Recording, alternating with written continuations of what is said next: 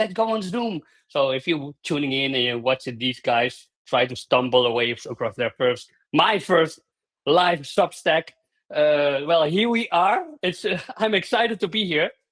But yeah, I'm here with the legend, Rob Riker himself. We know each other through X. We've been bouncing in all kinds of social media spaces, and now we are here. And yeah, of course, the idea is that we're gonna have this conversation about live marketing. I believe we shoot all our ammo already 15 minutes before this Yeah, conversation seriously. started, though. But before we go, I will introduce myself later. But I want you to introduce yourself, who you are, what you do, what you love, and what your favorite drink is. All right, dude. First off, dude, I'm just pumped that I get to do your first live with you. That's awesome. And I want to say one thing real quick is that when you like asked me to do it, and I was like, yeah, here's a good time for me, and like, boom, you scheduled it like immediately. And I was like, dude, that just says so much about who you are. Like you're an action taker. You straight up just set it up without understanding how it worked at all, and you were just in. Which is funny because most people are like, hey, will you do the first one? You've done it before. So anyway, I thought that was really cool, and it was just like a cool like personality trait that just showed up right away. So anyway, dude, I'm Rob. This is our first live together, and I'm pumped to be here. I help people build relationships on Substack to help them grow and monetize their account. There's such a crucial part of building an online business, especially on Substack. So that's what I do, and that's what I help people with. And today we don't have a crazy agenda other than to talk marketing and not even really marketing, just like everything that comes to mind. We already talked about so much fun stuff, and I can't wait to dive into all of it today. And my favorite drink, dude, it's a cappuccino, like 100%. I saw it. I saw your cappuccino post, and I thought this is so original. I almost wanted to steal it, but then I thought, no, that wouldn't be original, Well, dude, right? I'm But drinking drinking black coffee right now. It's 8 p.m. oh well, I'm on the water. It's Bali time. But anyway, before I gonna say who I am, I see a lot of people who are coming in. Dude, Nikki, Bowden, hi, nice to meet you. Look at all these people. Curious becoming. Okay, well, I'm bad at names. Jen, Dido, and I see Joel. The space between with Rachel. I see Dido says, "Hey, finally alive. That's out of my working hours, brother." I'm in Bali, so this is the only time that I'm sane. So it will always be around this time. And well, who am I? I'm Virgil. I'm 52 years old, and I just told Rob it was his birthday, by the way, yesterday. 40 years old. So throw some love in the chat.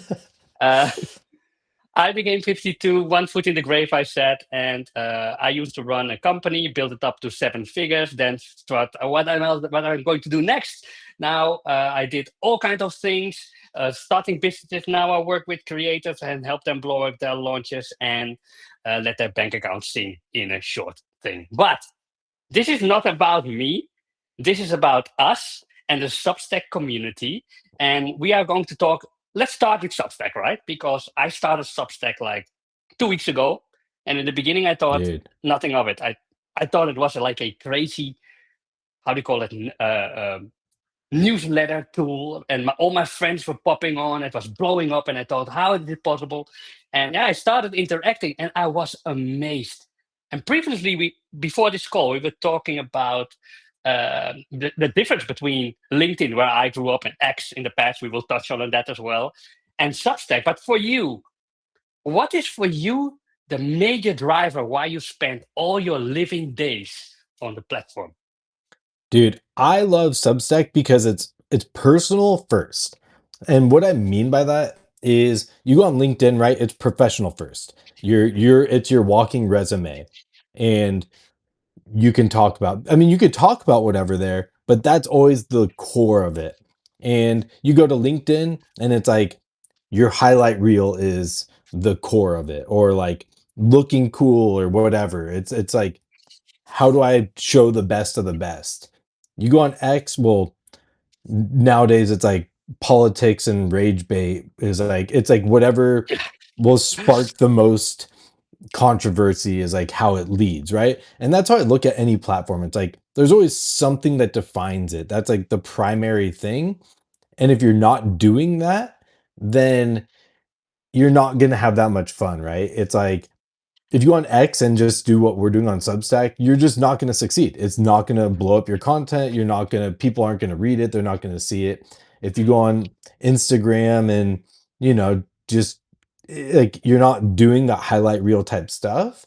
I mean, obviously, there's so many different methods and types of content you can do, but it's just really hard to succeed because that's not why people go on the platform. People go on LinkedIn to, you know, like get business ideas, get career ideas, get like what companies are hiring. They're literally going there to further their career or their business or whatever.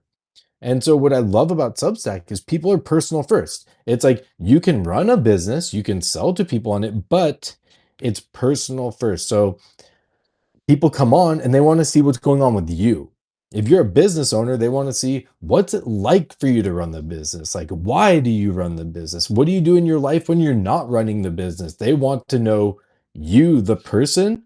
And if they also like what you're doing or how you go about your like, if you're a coach and they see, like, dude, I love the way Rob goes about his life and I also want what he helps people with, they're much more likely to hire me than the person who's out there just like marketing, marketing, marketing, marketing. They're like, "Ah, I don't vibe with that guy, right?" And so that's what I love about it on Substack. It's like I've met so many cool people here, and there's no agendas. We're just here to vibe and connect.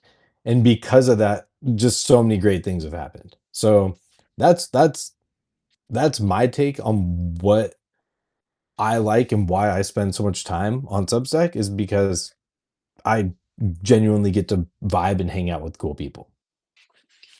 That's so cool because that's the same. I like to acknowledge here Brian. Brian Cleveland. What a cool name, Brian Cleveland. Substack feels consultative, positive, supportive. Every seems to want to collaborate and help each other, not much terms of negativity or hype. Well, that's exactly what I want to touch upon. And Dido, yes, hi.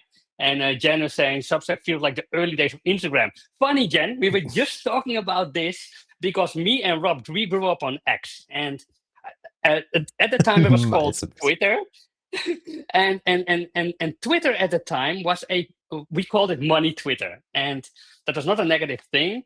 But money Twitter was all about people who wanted to elevate their business, who want to share tactics.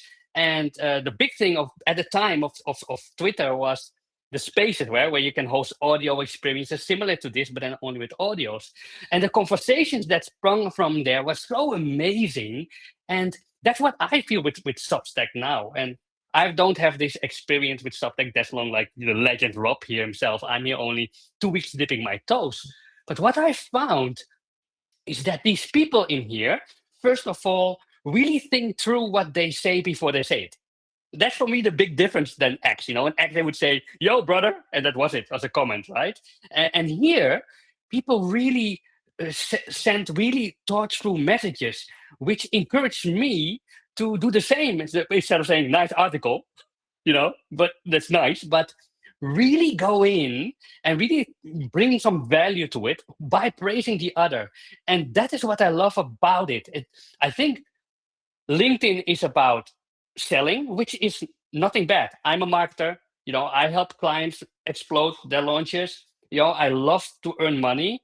But LinkedIn, the relationship. The foundation is we go in there, we have a conversation, and we might do business with each other. X is more like a shouting platform where we can share our opinions.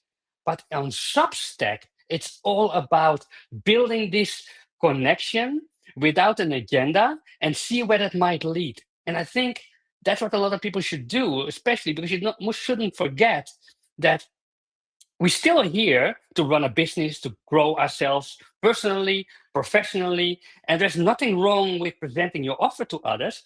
But in a way, how it's done here on Substack is this amazing way where communication and relationship building stands first. And that is the core principle of marketing. A lot of people forget that, but marketing isn't building a funnel. Marketing is talking to people and see where there's common ground to do something at some point. But now I wanted to ask you this, right, Rob? So it's something totally off topic because we can talk about marketing and business, but life is equally important. And I live in Bali, and people know me who are close to me. I'm a professional life enjoyer. I try to enjoy things as much as I do. And before we started the live, where I couldn't find the button, I asked you about, about how did you do, how you love what you do. Can you explain what makes you tick when you jump out of bed? What is the first thing that you say? Yes, this is amazing. Dude, that I get the opportunity to pursue my dreams. That's literally like the first thought when I wake up every day. I might be a little tired or something, and then I realize that, and I get stoked. I would say most days I wake up and I'm like excited to get out of bed. And the thing is, like I used to care so much about what I was achieving and where I was going. And I mean that stuff's all very important to me still. But then I realized like life is about having the opportunity to do that. Waking up again, having a heartbeat, being healthy, being lucky enough to do something and take action that can get me where I want to go. And so I wake up and I genuinely love what I do. Like I get my kids ready, we spend some time together, I get them to school, and I'm like, dude, I get to hop on Substack or I get to write or I get to strategize or whatever I'm working through. I get to help a client like work through their messaging, and it's just like all that is a, a lot of fun to me. And sure, do I have like administrative stuff that's not fun and like bad days? Yeah. Sure, I'm a human. I'm not like perfect robot guy, but like just taking that mindset has really helped me enjoy life. And then the fact that I have like 3 cappuccinos throughout the morning like makes it super awesome. So, you know, all that. What about you, As dude? the, Like you know, what about what makes you a professional life enjoyer? Because I do consider myself one, and so I'm curious how other people do that. well, before I'm going to answer that, I'd like to acknowledge this amazing crowd. We already have 16 people watching in. And you know how that makes me feel as a noob substacker who knows nothing about the platform, who comes here and shout and see all these amazing people sharing. And I love to acknowledge you all and thank you for that. I see, for example, Jen takes Substack feels like the early days of Instagram before ads took over. Amazing, yeah. Joel said that it's the same. I was thinking this the other day. I was thinking it felt like MySpace. Who remembers MySpace Dude, space? Or is it dude, only top me? 8, man, top 8. Do you know these guys are probably coming back MySpace and thinking about it? Dude, I that's read this thing. crazy. I don't know if it's true. So, Dido, you've been around in the DMs trying to bootstrap a pot. Now so I'm trying to blow up my notification low notes. Yeah, it's crazy. Notes is going crazy. Like, look, all these people, I feel robot myself when LinkedIn is too employer focused. Joel says, Ellen says, I cannot go to all of them. But first of all, I want to be grateful that you are in this chat here because that means the world to us. That means that we can keep bringing this energy for you guys. Now, to go to this answer, I come from an environment. I'm from Holland, and my parents immigrated to Holland from a South American country called Suriname. Tiny, nobody knows it. It's next to Venezuela, and Right the by work Guyana. ethic was yeah, just next to it. French Yeah, Guiana on the other side. You know your yeah. stuff. You know your stuff. So my parents always said you had to work hard, you had to go this. I'm at school. Everything went not my way. I couldn't adapt. I couldn't find my way, and at some point. I was running and working around, and I ran into a near burnout, even in my business. And I realized that I was chasing money since I was 12 up to my 40th. My 40th, I found financial freedom. That's how long it took. Not because I was lazy or something, but purely because I didn't know what I was doing. And sometimes I still don't know what I'm doing. But that's how long it took. And but then when you have that money and you chase it, I burned out. I really broke down and I realized that money isn't everything. And that's funny. It's a funny thing about money, right? Because when you're chasing money, you believe money is the epic, glorified thing that you need to reach, right? If you have this, all my problems will go away. But once you reach it, you realize that doesn't mean a thing. And that is weird if you don't have it. So you need to get and be successful in what you do to understand that money isn't everything. If I told you now money isn't everything and you don't have it, you look at me, yeah, Virgil, not for you, but I struggle to pay your bill. So fuck off, right? But once you're there, so after the burnout, I realized that there were more things to life and slow down. And that made me a term. And the term is not mine. One of my friends on X used the term professional life enjoy, and I borrowed a little bit from him. And he used that, and that embodies the whole thing that I stand for today. It's being around cool people like everybody here. It is about doing what you love to do. That you just wake up and you think, yes.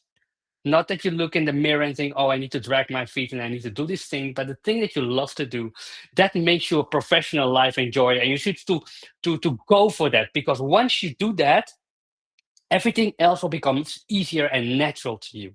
So that is my 2 cents about it. But let's flip the whole conversation. Oh, please, please, I want to go ahead. jump. I just want to say, so I'm on the phone, you're on your desktop, it seems, or on your laptop or whatever, and it's really hard for me to see comments. So I appreciate that you're reading through them and I announcing it because it's I hard read for me into to it see for you. them. So, yeah, thank you everyone for being here and writing the comments. I see them blow up, but it's like one at a time, and then they cover each other. So, thanks, Virgil.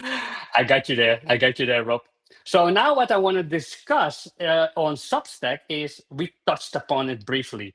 Look, we love the platform and the people, but in the end of the day, some people like to earn money. Some people want to promote their services, and but what I notice in the lot of DMs that I have in my short time here is that a lot of people struggle to sell themselves. Some of them are marketers like myself, who are sell for others greatly. But when it comes to me and selling myself, it becomes a whole other ball game. How is your relationship with that? You're a marketer. You understand how sales and marketing works. But how is selling yourself versus selling for others? How does that relate for you? So I've never sold for others, but I've coached people who've had to sell for themselves. And so I don't have that direct experience of being like, oh, when it's someone else's launch, I can get in and push it out and blah blah. Um, but I do feel like I understand pretty well what it's like when you're trying to sell your own stuff. And it's like the advice you'd give someone else, like as a coach, it's like, oh, dude, like you just that guy's ready to buy. Like you just need to offer it to him in the DMs. Like the next message, dude, offer him your thing. And when it's you, you're like, oh, well, I want to build the relationship a little more. I want to do this. It's really easy to not want to burn bridges, especially what's up, Faith? Especially if you have done that in the past. Like in the past when I was on X, I was learning so much about online business and so I tried a lot of things and some of those things were not the right things to do, but they helped me learn. And one of those was like DMs. I did a ton of outreach to learn how to sell on the DMs, which I think is totally cool if you can do it right. But I went too far one way, was like way too pushy and stuff like that. And I didn't enjoy it. I went to bed feeling like gross and stuff, but it gave me that experience. I know, okay, I can rein it back. Like it doesn't have to be done that way. And so now it can be easy to not want to push into that zone. And so like you hold back a little. And so that's one thing I've seen in the difference between like pushing others or helping others and then doing your own selling.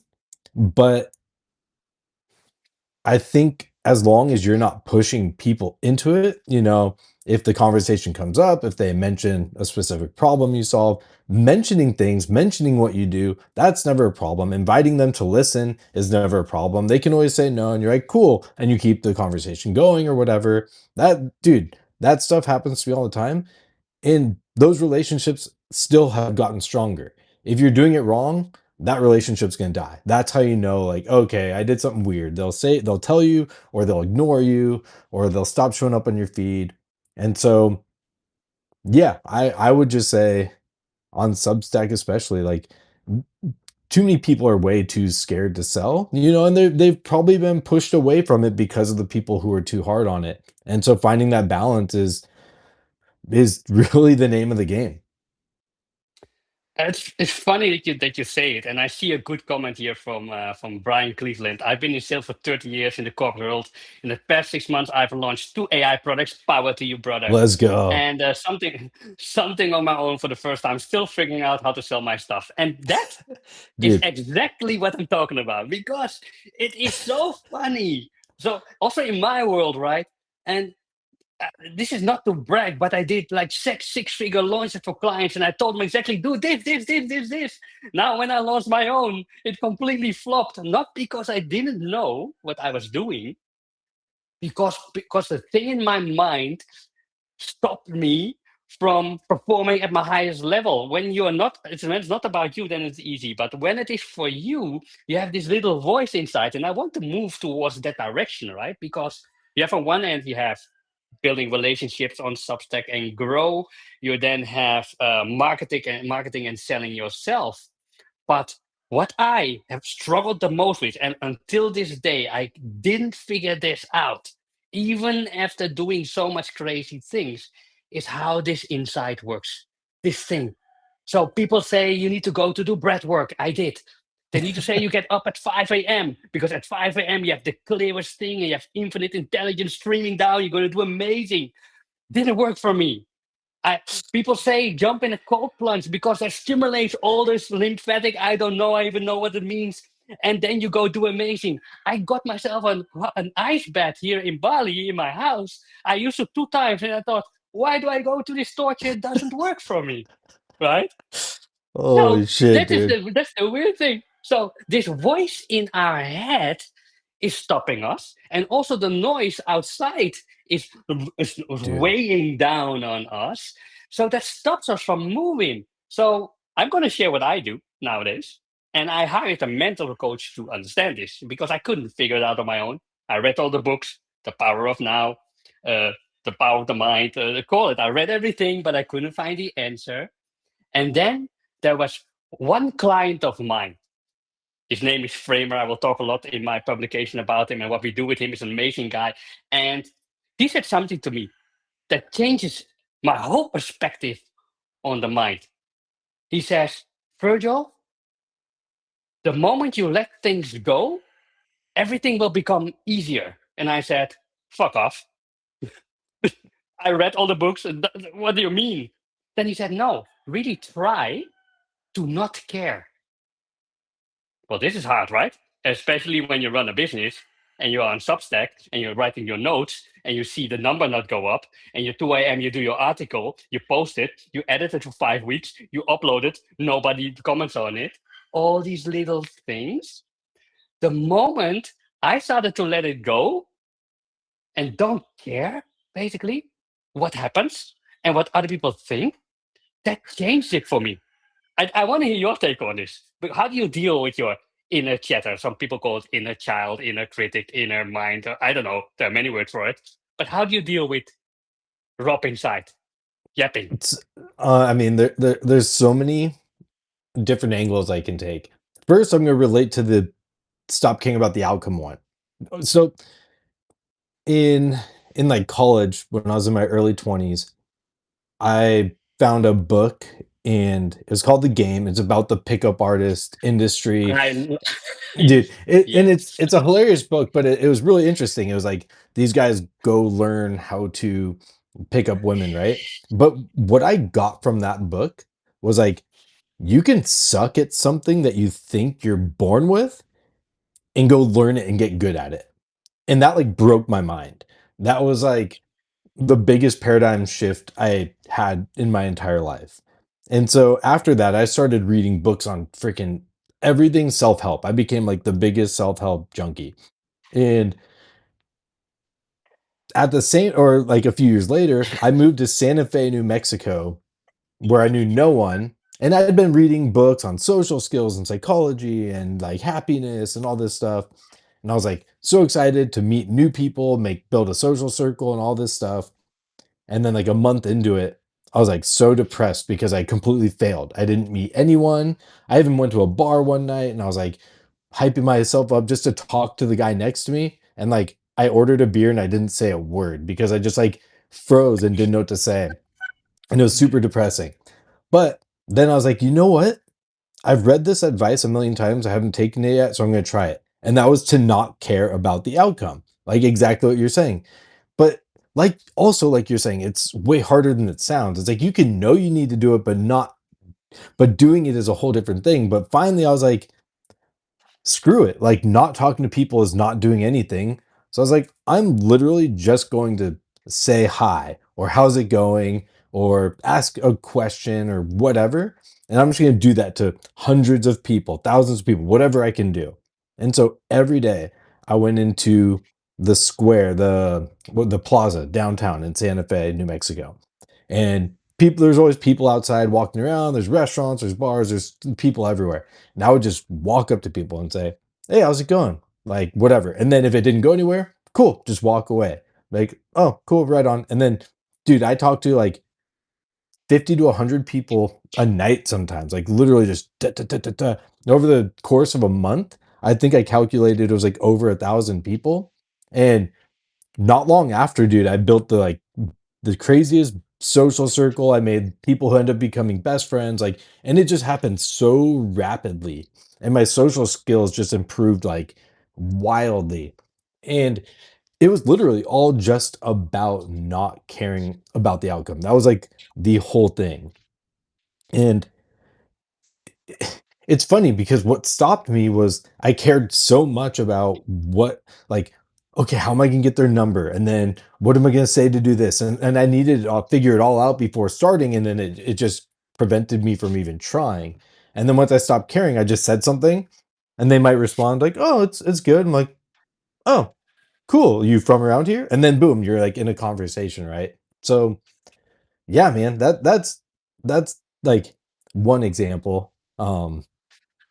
Dude, the self-help It's stuff, man, it's crazy. no, it's a whole world. You can go on for hours, and a lot of it. You know, I read. I only don't. I read books, but I use Naval Ravikant's. If you haven't read the Almanac of Raval Navikant, this tech investor guy, and he talks about reading books, and you should read books, obviously. But if you don't like it, skip it, skim it, and then throw it away, then move to the next. I really employ that as well because there's so much going on, but it's interesting stuff. And I'm waiting for this person here on Substack who's going to give this fresh approach to this whole inner world, right? Because a lot of people make it really complex and go from the trauma angle. And don't get me wrong, I think that is great what work that's been done there. But sometimes you need this simplicity. Explain it simple to me. Like bring this to me. But anyway, this is a topic for another life. What I want to tap on because I want to make a little bridge to Substack again because there's a great relationship of social skills and your inner mind, but also how you operate on Substack, right? Because what I noticed when I came here is that a lot of people are obsessed with growth. And I love growth, right? But for me, being a professional life enjoyer, growth must have a purpose, right? And the famous thing one of my mentors ever said to me is that, Virgil, you're really cool. Yeah, at the time, I had a Facebook group with 5,000 people in it. I was really proud of it. And he said, Virgil, you have a Facebook group of 5,000 people. Amazing. You must be the happiest guy in the world and travel the world and make tons of money. And I was like, what? No, I don't. And then he said, but you know what? You're so cool. I want you to take your 5,000 likes and buy a house. Yeah. And there I was, the cool Virgil, running around with his 5,000 Facebook group, no money to his name, but I had 5,000 people. So back to Substack, I see a lot of people are obsessed with the first 100 subscribers, then the 1,000, becoming a bestseller. And I know that is important for social proof. But in the end of the day, if you have 10,000 followers and you don't have an offer or product to sell, or you don't have a way of presenting offers or bringing yourself under attention that you have some paid service and that you're really talented, those numbers basically means nothing. So how do you think about the numbers versus the visibility and how you present your offers into the world through Facebook, Substack, sorry. So it depends what the exact question is, but one way I like to look at it is if you're going to sell an offer on Substack, you need to have people. Um, and that it's very important that you have some type of growth and some ability to connect with these people and put yourself out in front of them. The thing is, like, what order do you do it in, and at what point do you do it, and stuff like that, right? Like, I've also seen people get to 1,000 subscribers. They're crushing it. Their engagement is like hundreds of likes. They get dozens of comments, and they still don't have an offer out there, you know? And it's like, I mean, you do you. I'm not here to tell you what's right for you if you just want to share wisdom on the platform, but it's if your goal is to start a business and do things and make money, like you need to get out there, right? Like you've gone too far without putting something into the marketplace and seeing how it does and stuff like that. And so the way I like to look at it, and I do this with clients as well, is like if you have no engagement, like your growth is very small, the first thing is to get your account live. Like you need some energy behind it. You need some activity. You need some of that social proof, right? Like it's not all for vanity, even though it can quickly become vanity. It is important. Like you need something there. And so the first thing is like let's get your engagement going. That'll show it to more people. That'll start getting subscribers in. Let's start building relationships with these like early supporters. And then you get the energy behind it. Then you start connecting with, a little bit of bigger creators, and you kind of do the same thing, and now you have this kind of like growth engine, but it's not a wild, you know, crazy growth thing. And you're not going to put 5 hours a day just into commenting and engaging in growth tactics, but it gets the energy there. It gets everything going. And then you're learning to build relationships with people on the platform. And that skill is going to become very crucial very soon. And so then once you have that going, it's like, okay, now it's time to figure out the business stuff. It's like, let's figure out what your true goal is. What do you want to offer? And let's get your Substack set up so that people can easily find it. When they land on your page, they know exactly what you help people with. And we get that very dialed in. And then you learn how to figure out what type of people you should be connecting with who would be most likely to want your stuff, basically, your ideal prospects or whatever. And the thing is, here, you're not building relationships to push your stuff onto them, but you're going to start building relationships with those types of people because the odds of them wanting it end up becoming higher. You run the same relationship mechanism to build these relationships. They add to your supporters, and it just adds to the energy.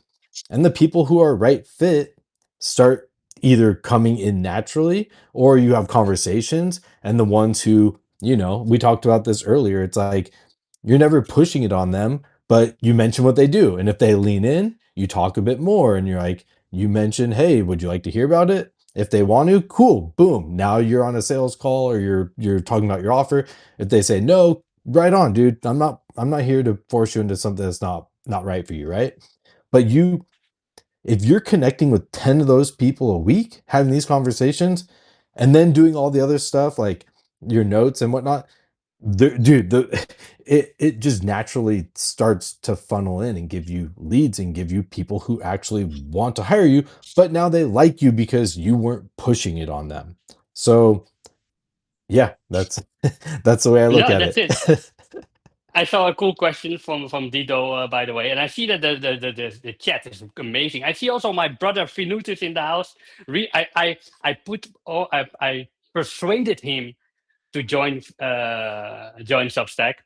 He's uh he's the tech AI guy who does all my automations, and he's here too. So it's funny to see you. Good to meet you here, Vinod. Dido asked literally, how do you find people to connect with? I found it hard to understand who's having the pain point I solve for. And that's interesting, right? I'm gonna let you answer it in a sec. I'm gonna share my thoughts on it as well. Because the thing which you need to start to do, from my humble opinion, on Substack or any distribution channel whatsoever, is to choose a lane. Pick a lane where you offer a solution. Because what happens a lot is that a lot of people start talking very broadly to everybody. And I don't say don't need to speak to everybody. You don't need to speak to everybody. But the thing is, when you are targeting on presenting your offers, it's very important that you speak to a core group of people, and that doesn't need to be niche down to the inch. Like I speak to Virgil, who lives in Bali, who has 3 dogs and has no, but somebody who has the same problems like me, and that is the easiest way to start doing it. But maybe Rob, you have your 2 cents on that as well, because you're longer on the Substack platform than me, and you know the Substack dynamics way better than me at this moment. So how can you solve that from your So perspective? so it depends on the offer. Like that is a huge component. And I like to look at just anything that I can categorize them in. So like if you help busy professionals lose weight, right? Anyone in a career type of job is like someone you could connect with, right? And for me, I help like Substack creators, right? So if I look at their thing and they have an offer or a paid tier and they're trying to grow something, I'm like, cool, I'm gonna connect with them. And so I keep the very first part pretty broad as long as there's like something connecting to it. If they're like I'll find other accounts who talk about, Substack growth or online business, and I'll see like go and see who's following them and who's engaging with their stuff. And at this point, I really don't have to go out and look anymore. I go into my comments and into my engagement, my likes, my new follows, my new subscribers, and that feeds my engine because it's more than 10 a week. I try to do 2 a day, 2 new people a day. That's like my goal. And it I love that. sounds it sounds so small and it's so easy, but if you do that every day, 5 days a week for a month, dude, that's 40 prospects that have like shown an interest in you if you're in this situation. If not, and you're going out and looking for them, it's still 40 potential people. And then you're moving, 20 of those relationships a bit forward, 10 of them show a bit more interest, all that. Yes, Dito, I am 100% treating this like a pipeline. I have an Excel spreadsheet and I make sure I put 10 new people in it every week. I used to go out and like go find these people, and it was like an activity, right? Like I blocked out 30 minutes to go find 10 people, but now I just do it in my daily Substack routine. So it's like, oh, this guy looks cool. Boom, I just drop him in my spreadsheet. And that's that. And like I already know the argument some people are gonna make. It sounds like homework, or Yeah. it feels so process driven and takes the humanness out of it and the relationship aspect. I'm like, dude, I like I can't tell you how many people compliment me on like how authentic I am. They're like, dude, you're just so real and stuff. And I'm not trying to toot my own horn, but I just want to show that it is very possible to I think this makes me a better human. Like I am a better friend to my friends on Substack because of this. If I didn't do this, I would have so many friends that I forget to comment on and stuff. Because in my spreadsheet, I also keep like my friends and other people I want to connect with, and I make sure to go check in like, "Oh, dude, you know what? I haven't hit this person in a while. Oh, I haven't hit this person in a while." And like, am I gonna miss people still? Yeah, like it's hard when you're connecting with a ton of people, but because of it, I 100% am able to have better relationships and I'm better to them. And then it also helps on the business aspect and everything like that. I love that. I love that you say, because I remember I had a mentor like way back in the day when I started out with my business, and to touch upon that, I believe that everybody needs a mentor or coach in their lives. Even if you are a coach yourself, you always need to invest in yourself to become better, because you don't see it yourself in your own thing. But this guy said to me, "You're doing a disservice to others if you don't share your knowledge and your talent with others. And that really hit home with me. And that taps upon that point that you make.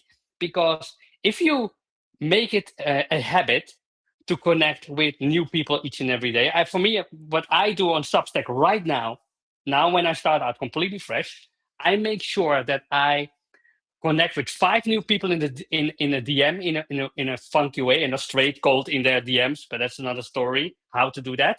Um, I You make do sure that I always make 5 a day? 5 a day. Oh, damn. 5 a day. But you know how? It sounds really hard, but it's not. Because it's very simple. Because it all starts, for me, in a structure, in a hierarchy. So, but with me, this doesn't start with the DM, because you're not going to send a DM cold. I never met you and say, hey, Rob, do you want to hop on a call with me? Who's this guy? Yeah, I'm cool. No, oh, okay, cool. That doesn't work, right? It's Yeah. not how you. I always say, everything that you would do on the streets in real life, never do that on social media. Example, let's say you want to talk to a person. You're not going to walk up to this person and say, hey, I'm Virgil, I'm a coach, and I'm really good. Shall I help you? This person on the street will look weird at you, like, well, what do you want? But still, funny enough, a lot of people on Substack and everywhere still do that, right? Because I think, oh, on social media it's allowed. No, it's not. You still need to be human. But how I see it is like a hierarchy, right? So it all starts with a like, because a like is the lowest effort to do. You can do a lot, but also the lowest perceived value, because I can like 100 people in 10 minutes. So it starts with the like, but then the like by itself, the action alone, doesn't make any sense. But in the hierarchy of all the 4 relationship building things, as I call them, it makes sense, because the next step is a comment. Once I comment, I need to think and read what's going on, and then I need to respond. That takes more effort, and it's also a higher perceived value for the person on the other side. Oh, this guy thought about it and he responded to me. So that is my second layer. But my third layer I use on Substack now, I just figuring it out in 2 weeks, is commenting on articles. Because commenting on a Dude, note is one such thing, a dude, but such a game changer. commenting on an article is, you need to read the whole thing. You cannot say nice article, because it will bring you nowhere. You need to read the thing. You need to think about it and then respond in a way and praise this person. Now imagine that you are on the other side. You are writing an Dude, article for what 3 days. what feels better than being complimented on something you put your blood, sweat, and tears into? Exactly. Dude, That's the thing. it's And yeah. then after that, then the DM comes. And because I comment so much, the DM for me, the 5 are easy, because then I go say, hey, I loved your article, by the way. Shall we become fitness buddies? I did that with somebody, like totally weird. But the connection is so amazing. So that is my hierarchy, how I do So things. so I But want to can I interject real quick? Um yeah, yeah, so to be clear, when I do my spreadsheet and I add 2 people a day and I activate them, I always start with comments. And it'll be sometimes weeks of comments, sometimes days. Like I'm never jumping into the DMs and like hitting these people up. I'm building legitimate like connection with them. And I will never DM a person unless it feels natural. Like it should almost feel most DMs when they happen, it's almost like, dude, why haven't we DM'd sooner? Like I'm surprised it took us this long. yeah, That's how it usually feels. It's just so natural. It's like, yeah. yeah, of course we're DMing. Why wouldn't we be? We're like friends. And that's the goal. I'm trying to build that type of relationship in the comments and then take that to the DMs to just move it forward. And do to be clear, a lot of these relationships don't end up being prospects I pitch to, and I don't care. No, I'm no, still gonna try to help them, or I'm still gonna be cool. Like I still want to hear about them. Like that's just how it is. And if you want to play the game, that's at least my recommendation for it. So I wanted to be no, clear about that I love it. because I didn't mention that, and so I didn't want people thinking like, oh, No, I'm just I gonna go thought start so. DMing people. I'm like, no, Don't, no, no, don't do don't, that. no. No, that's the thing. Like, the beautiful thing that you said, that you don't care about if somebody becomes a prospect or not. It's an amazing way of looking at it. This is also part of the mind we talked about earlier, of letting go, that you don't care about the outcome, like you explained. Because in the end of the day, you will always win by commenting and building relationship, because a lot of things can happen. One, this person knows who you are. That is valuable in itself, because This person might speak about you. They might invite you on a live call or whatever. Something might happen. Or two, this person becomes a client. He maybe subscribes to a paid tier. Maybe he buys a service or product from you, which is great, right? But if they're not interested in that, might become like what I call a megaphone. They can be the ones who say, "Hey, I was on this conversation with these two guys who talking with no structure at all, talking shit, and you need to check them out." They become like a broadcaster for you, which is amazing. They can become an affiliate partner for you that they can join your business and share your products. They even can become a business partner. The funny thing is that I found my two business partners to a Facebook chat back in the day. Can you imagine that? Not a networking event or something in a chat. So it's beautiful to say. So we are 45 minutes in, and I think we're gonna start slowly moving, rounding up because people are going to bed. They're getting tired and everything. The one thing that I like to share before I give some final ideas of this whole conversation is everybody who is in the chat right now, you might see people that you don't know. And my rule and Rob rules, I think, because Rob is the nicest guy, known as the nicest guy on Substack. Do you know that? Do you know that? I don't know if nice is the word, but yeah, dude, I'll take it. Thanks. No, no, that's the funny thing. That's how I found you, so to speak. So like, this is one of the nicest guy. You need to speak to him. That's why we're here. And I remember we've been connecting back in the day, so it's a really funny way how things work. But anyway, the whole Substack journey and your whole business journey, from my perspective, starts with connection. And what better way is to connect inside this chat right now? If me and Rob can be the facilitators, that you join hands and become friends and build amazing stuff, I think that's the thing. So go follow and like everybody in here. I always say that. Do that because you have a conversation starter, right? Hey, I saw you on this call. These two crazy guys. Nice. So yeah, Rob, I like to give you some final words, some final thoughts while we round it up. And yeah, please share what I is on your heart. Yeah, I mean, what's on my heart is, dude, so Virgil, I saw you pop on here, what, like 2 weeks ago or something. It was like not long ago at all. You just started here on Substack. You're absolutely crushing it, by the way. What do you have? Like 100 and Yeah. something subscribers? Dude, that's so awesome. And I just recognized you from our Twitter days. And, we had a fun time over there. And then it's been years since we've been doing that together. And you know, I saw you, like I said, "What up?" I'm like, "Oh, dude, like good to see you here, right?" And I didn't really expect much. I was like, "Oh yeah, I remember Virgil, whatever." And like I just appreciate so much how like you you grabbed onto that, right? You're like, "Hell yeah, dude, it's so awesome to see you." And like you jumped in my DM. You're like, "Dude, how have you been, man?" And the relationship just built so quickly, and I just think it's so cool because it's like you took something and you made something out of it, right? Like you helped build this relationship when it's so easy to just kind of let it slide, like, "Oh, I'm good, thanks, man, thanks, whatever," and then you don't really kind of banter back and forth. And so it's just, if there's anything I want to take away from that, it's like good relationships take work and they take effort. Like you have to put the extra effort. You have to move it forward. You don't just kind of let it happen. Cause I know a lot of times on Substack, it's really easy to just go with the flow, like be very reactive. You look in your notifications and people comment, so you reply to them and you just kind of like do whatever. And there's some good stuff to that. I don't want to like totally harp on it, but sometimes you got to put that effort. Like, go restack that person and say something super nice about them. Like, be creative and put that extra effort into doing something for them because you never know what it can turn into. Um, and this live, dude, has been so fun, and I'm just very appreciative of you.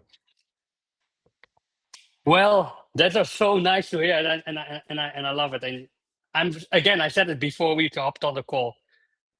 Who am I in Substack right now, right? Nobody knows me, and you were the first to really. I'm gonna tell you, I sent a lot of requests for conversations.